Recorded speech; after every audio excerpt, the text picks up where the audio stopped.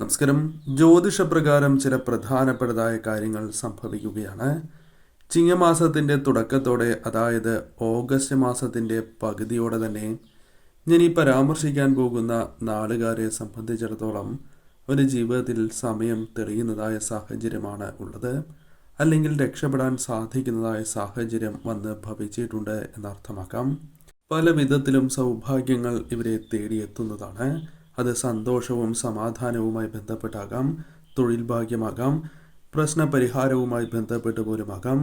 ഇപ്രകാരം ധനപരമായ നേട്ടങ്ങളും സൗഭാഗ്യങ്ങളും അഥവാ ഭാഗ്യനാളുകൾ തേടിയെത്തുന്ന ആ നക്ഷത്രക്കാർ ഇവരാണ്. പറയുന്നത് പൊതുഫലപ്രകാരമാകുന്നു. ഓം മഹാലക്ഷ്മി നമഃ എന്ന് കമന്റ് ബോക്സിൽ രേഖപ്പെടുത്തുക. പറയുന്നത് പൊതുഫലപ്രകാരമാണ്. ചിങ്ങം രാശി മകം പൂരം ഉത്രം, കർക്കിടകം രാശി പുണർദം പൂയം അഹില്യം, മീനം രാശി പൂരുരുട്ടാതി ഉത്രട്ടാതി രേവതി, മകരം രാശി ഉത്രാടം തിരുവോണം അവിട്ടം നാളുകാരാണ്.